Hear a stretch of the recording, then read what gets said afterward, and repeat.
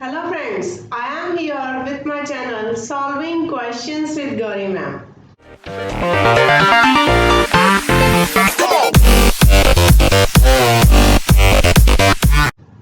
Today we will discuss about what are the T lymphocytes. See, the name is T lymphocytes. So these are synthesized in bone marrow, but these get matures in thymus. And that's why these are called as a T lymphocytes. T lymphocytes are having TCR on them. It is having a T cell receptors on them, and these are of three types: T helper cell, T cytotoxic cell and T suppressor cell. इस तरह से तीन type में हम इसे divide करते हैं. The basic thing we must remember is T cell cannot recognize antigen by its own. अपने आप एंटीजन रिकॉग्निशन नहीं कर सकते टी सेल्स, तो इसलिए उन्हें एंटीजन आके किसी ने दिखाना पड़ता है, उसके बाद ये इम्यून रिस्पांस दे सकते हैं. तो ये दिखाने का काम कौन करेगा? तो ये काम किया जाता है एंटीजन प्रेजेंटिंग सेल्स से. तो ये कॉम्बिनेशन मैंने यहाँ लिखा है. यहाँ पर टी हेल्पर सेल जो होते हैं उनके ऊपर CD4 मॉलिक्यूल्स होते हैं, और जब एंटीजन प्रेजेंटिंग सेल एंटीजन को MHC क्लास 2 पर रिप्रेजेंट करता है, तब CD4 और MHC2 का इंटरैक्शन होने के बाद एंटीजन का रिकॉग्निशन हो जाता है. So this is the combination for T helper cell. The molecules are CD4 on it and it recognizes the antigen which are presented on MHC class 2 molecules. And this MHC class 2 molecules are present on antigen presenting cells. Secondly, जो T cytotoxic cell है उनके लिए उनके ऊपर CD8 molecule होते हैं, और ये कब रिकॉग्नाइज करते हैं एंटीजन को? जब एंटीजन MHC क्लास 1 मॉलिक्यूल के ऊपर रिप्रेजेंट किया गया होगा. MHC class 1 molecule antigen presenting cell के ऊपर रहेंगे. जब इनके ऊपर एंटीजन प्रेजेंटेशन होगा तब टी साइटोटॉक्सिक सेल एंटीजन को रिकॉग्नाइज कर लेंगे.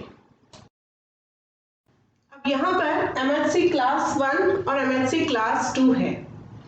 तो MHC क्लास 1 जो होते हैं वो सभी न्यूक्लिएटेड सेल के ऊपर रहते हैं. जब एंटीजन प्रेजेंटेशन होता है MHC क्लास 1 पर, तो वो सेल जो होती है वो सेल्फ सेल होती है, ऑफ कोर्स अपनी ही सेल. तो वो होती है यूजुअली वायरली इन्फेक्टेड सेल और tumour cell. So we can see that the T cytotoxic cell जो होते हैं that recognises that acts upon the virally infected cell और ट्यूमर सेल.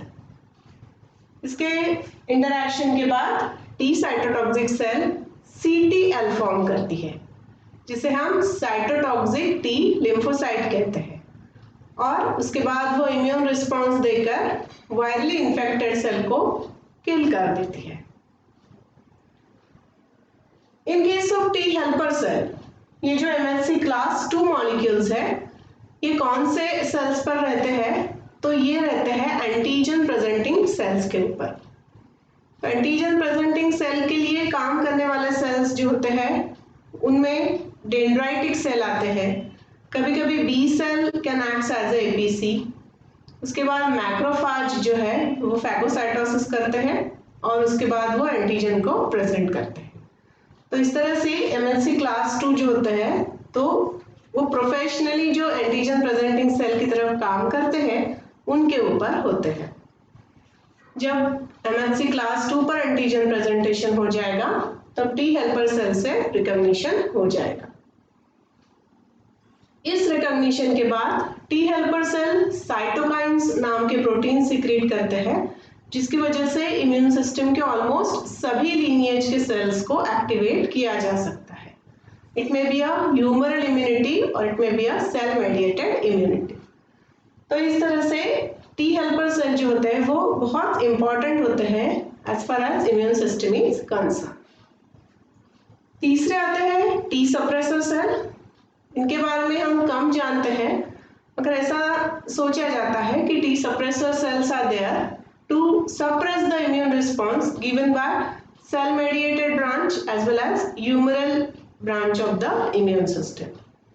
तो ये टी सप्रेसर सेल होते हैं। इस तरह से टी लिम्फोसाइट को antigen presentation is very important. So here we have concluded with the T lymphocytes. In my next lecture, we will be discussing with some more cells of immune system. So keep watching my videos, and I request you to please like, share and subscribe for my channel, and also to hit the bell icon. Thanks for watching.